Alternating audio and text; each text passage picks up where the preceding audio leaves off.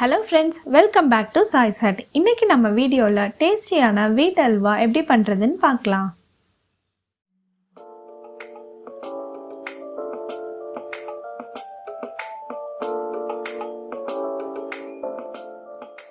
ஒரு கப் அளவு மாவு எடுத்து சப்பாத்தி மாவு பதத்துக்கு பிசைஞ்சுக்கோங்க. இப்போ பிசைஞ்சு வச்சிருக்கிற மாவுல 1 லிட்டர் போல தண்ணி ஊற்றி 5 மணி நேரம் ஊற வச்சிடலாம். மாவு நல்லா ஊறிடுச்சு. இதுலேருந்து கோதுமை பால் எடுக்க போகிறோம். அதுக்கு இந்த மாதிரி மாவை நல்லா அழுத்தி பிசைஞ்சு விட்டிங்கன்னா பால் தனியாக சக்கை தனியாக வரும்.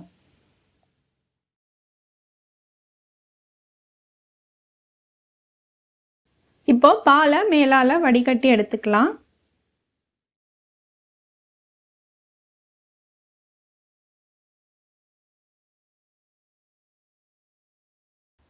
இந்த சக்கை நமக்கு தேவையில்லை.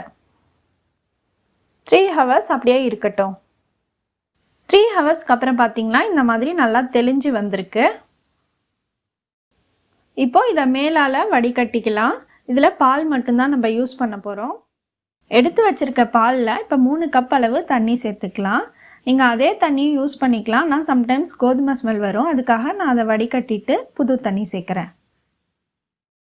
இப்போ அல்வா பேனில் 2 கப் அளவு சுகர் போட்டுக்கலாம். கேரமல் பண்ணுறதுக்கு 1/2 கப் இன்னொரு பாத்திரத்தில் சுகர் போட்டுக்கலாம். இப்போ அல்வா பேனில் எடுத்துருக்க சர்க்கரையில் 1/2 கப் அளவு தண்ணி ஊற்றிக்கோங்க. சிம் ஃப்ளேமில் வச்சுருங்க. அதே டைமில் நம்ம கேரமல் பண்ண ஆரம்பிச்சிடலாம். கேரமல் பண்ணும் போதும் சிம் ஃப்ளேமில் வச்சுக்கோங்க.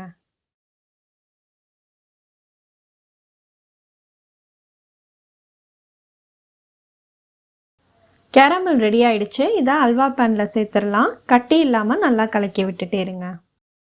கேரமல் சேர்த்தோன்னே நல்லா கலர் கொடுத்துருக்கு.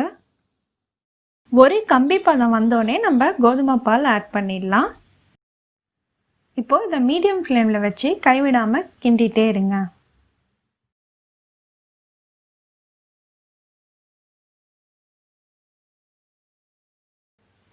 இப்போ நான் 50 கிராம் போல் நெய் எடுத்து வச்சுருக்கேன். அதில் ஃபஸ்ட்டு நம்ம கொஞ்சம் 2 ஸ்பூன் போல் நெய் ஊற்றிக்கலாம்.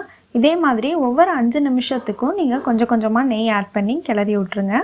ஒரே டைமில் எல்லாமே ஊற்றி கிளற வேண்டாம்.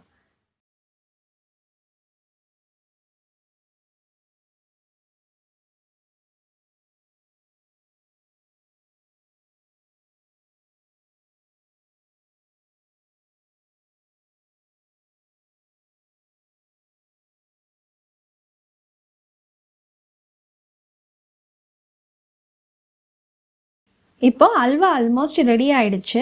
இந்த டைமில் நான் நெய்யில் வறுத்த முந்திரி பருப்பை ஆட் பண்ணிடுறேன். அல்வா ஒட்டாமல் வரணும் பேனில், அப்போ தான் அது கரெக்டான பதம். இப்போ பாருங்கள் நல்லா திரண்டு வருது. இதுதான் இதுக்கு பதம், நல்லா ஒட்டாமல் வரணும். இப்போ ஸ்டவ் ஆஃப் பண்ணிடலாம். டேஸ்டியான வீட் அல்வா ரெடி ஆயிடுச்சு. உங்களுக்கு இந்த வீடியோ பிடிச்சிருந்ததுன்னா லைக் பண்ணுங்கள், ஷேர் பண்ணுங்கள். உங்களோட ஃபீட்பேக்ஸை கமெண்ட்ஸில் போடுங்க. நம்ம சேனலை மறக்காமல் சப்ஸ்கிரைப் பண்ணி பக்கத்தில் இருக்கிற பெல் ஐக்கானையும் ப்ரெஸ் பண்ணுங்கள்.